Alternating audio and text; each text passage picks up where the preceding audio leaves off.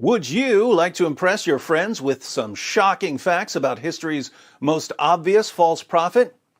If so, have I got a list for you.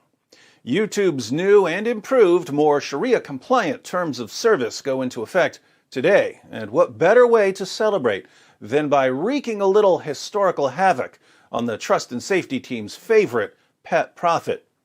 There are different kinds of facts about Muhammad. Facts about how dumb he could be, facts about how violent he could be, facts about how deceptive he could be, facts about how incredibly white he was, facts about how many slaves he had and what he did to the ones with vaginas, and so on.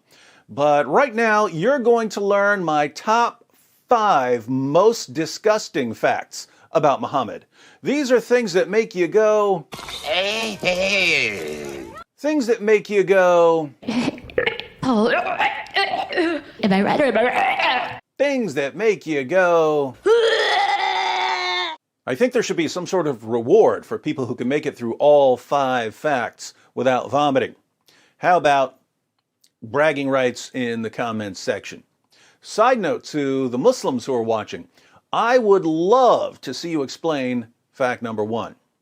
Just remember, if you get mad, you're not getting mad at me, you're getting mad at the facts, all of which will be proven directly from your most trusted sources. So, defend your prophet, if you're able. Now, 4 out of the 5 nauseating facts you're about to ponder are unknown to almost everyone, especially to Muslims. Only one of them is slowly becoming common knowledge. This means that if you share these facts with your Muslim friends, 4 out of 5 of these facts will be almost completely new information to them. I would have liked to have this entire video be unfamiliar facts about Muhammad, but as much as I wanted to shine a light on Muhammad's secret pile of dirty laundry, I couldn't leave one somewhat well-known fact off the list. So let's go ahead and start with the one fact on my list that lots of Muslims and non-Muslims have heard about in the past decade or so. The number 5 most disgusting fact about Muhammad is Muhammad had sex with a prepubescent 9-year-old girl. We've been through the passages on Muhammad's relationship with Aisha 100 times, but just in case someone recently arrived here from the Andromeda Galaxy, let's read one. Sahih al-Bukhari, 5133.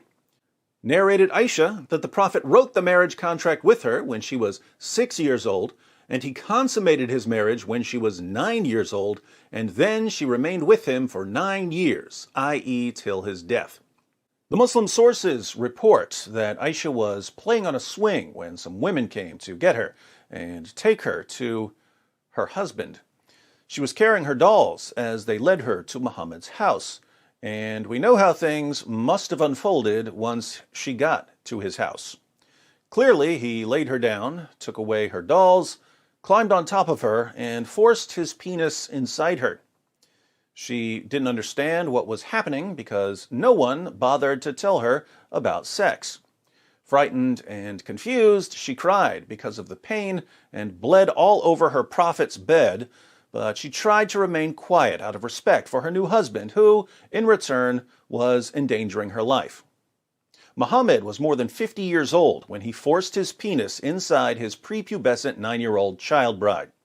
But don't let that keep you from believing that he is, according to Surah 33, verse 21 of the Quran, a beautiful pattern of conduct. Glad we could get that one out of the way. Now for some fun. The number 4 most disgusting fact about Muhammad: Muhammad encouraged his followers to suck on each other's fingers. Islam is the only religion I'm aware of that promotes finger sucking. Sahih al-Bukhari, 5456. Narrated Ibn Abbas, the Prophet said, "When you eat, do not wipe your hands till you have licked it or had it licked by somebody else." Sahih Muslim, 5294. It was narrated that Ibn Abbas said, "The Messenger of Allah said, when one of you eats some food, let him not wipe his hand until he has licked it or had it licked."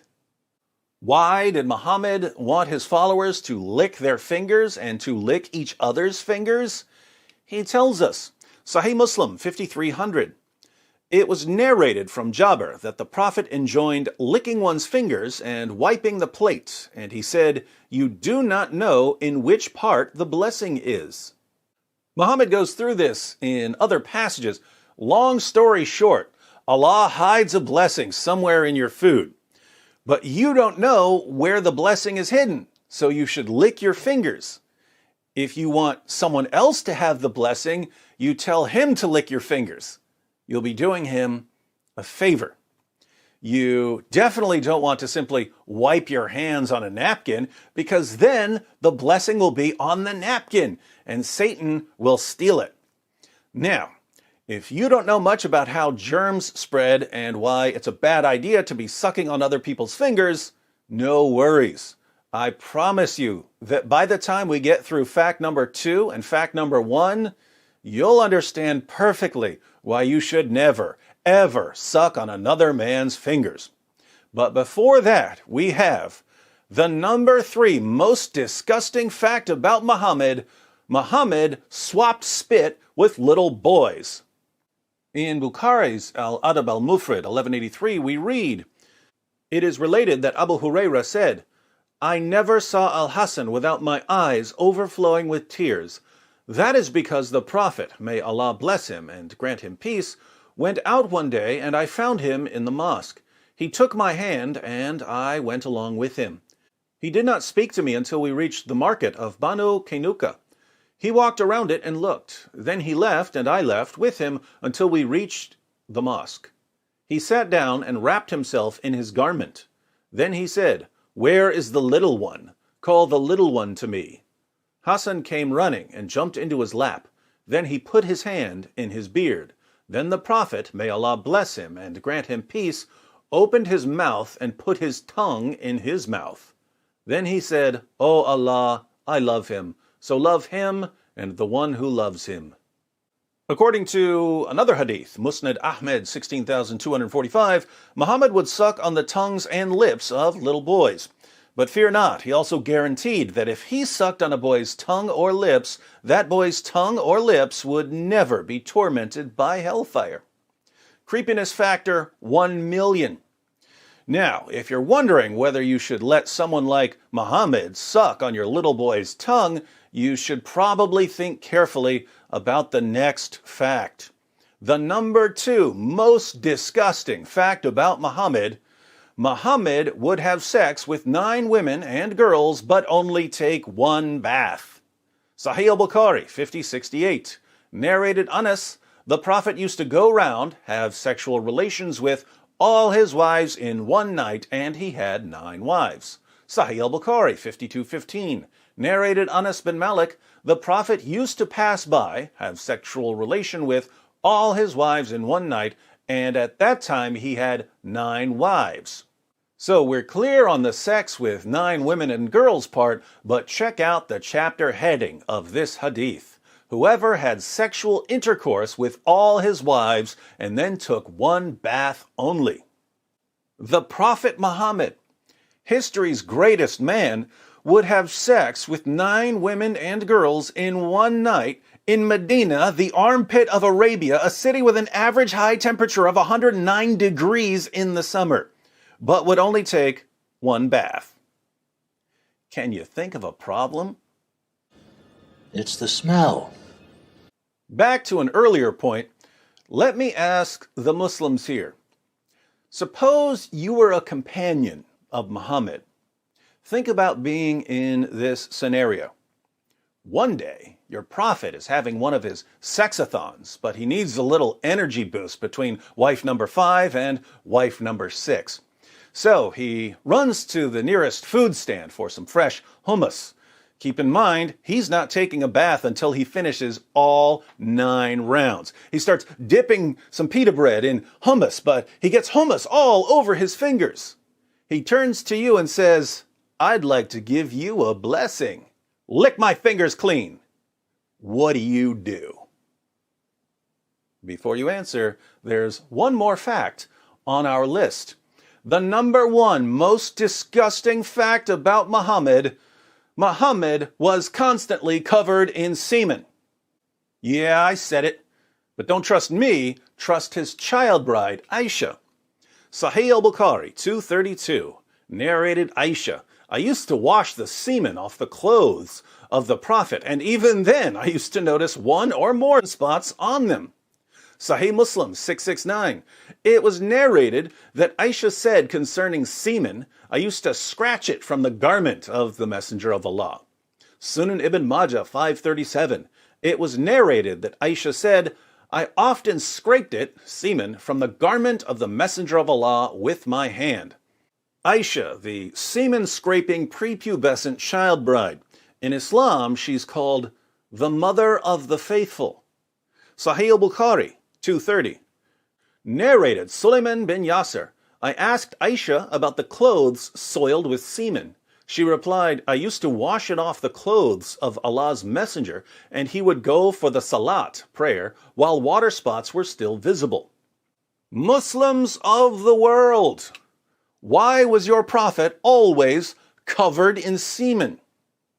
Let me give you the benefit of the doubt and assume that it was his semen. Why was your prophet always covered in his own semen? Masturbation wasn't allowed, so that wasn't the source of the semen. Coitus interruptus was frowned upon, meaning that he wasn't allowed to pull out of his wives or sex slaves. So where was all of this semen coming from? The most charitable conclusion here, if I'm being very, very generous, is that Muhammad must have used his garment, even the garment he would wear to the mosque, as a rag to wipe off his prophet penis after having sex. That's the nicest conclusion I can draw. Trust me, the other conclusions I can draw are much, much worse. Being as charitable as possible, because I'm a charitable kind of guy, I can only conclude that your prophet would have sex with 9 women and girls in a single night, use his own clothes to wipe off his private parts and possibly his wives' private parts after each round, take 1 bath after the entire 9 rounds, and not wash his clothes. Then he would put his clothes on and get ready to head to the mosque. And Aisha, the semen-scratching child bride, would see the semen stains all over him, so she would stop him and try to scratch off or wash off as much as she could. Muhammad would then go to the mosque with wet spots still visible on his clothes. Would you want to be around this guy? Would you want to give him a hug and have his clothes pressing up against yours? Would you want to suck on his fingers? Would you want to suck his fingers clean after lunch? Would you want him sucking on your toddler's tongue? Would you want him marrying your prepubescent daughter? Have you ever met anyone in your entire life who was filthier and more disgusting than Prophet Muhammad? If you're feeling a little nauseous right now, I've got a trick that will make you feel better in just a moment. But before Dr. Wood cures your nausea, be sure to subscribe and click the bell for notifications. I'm not on Facebook or Twitter, so please share this video on other platforms. As always, I'm not stingy with my content, so feel free to mirror my videos on your own channels. If you'd like another way to support the channel, you can click the join button to join the Boom Squad. There are other ways to support in the description box. In the comments, let me know if there are any other disgusting facts about Muhammad that I should have included on this list. If you're a Muslim, be sure to share with us how you reconcile your conviction that Muhammad is a wonderful moral example with the facts I've presented. Facts you're hearing for the first time, because, let's face it, your imams don't tell you this stuff. All right, Dr. Wood to the emergency room for a mass outbreak of nausea. What's the remedy for stomach problems? Everyone who's been following my channel, all together now. Camel urine. Muhammad's miracle magic cure-all for stomach ills was camel pee. Of course, Muhammad told his followers that if you drank his urine, you'd never have an upset stomach again. Maybe I need to turn this into a top 10 list.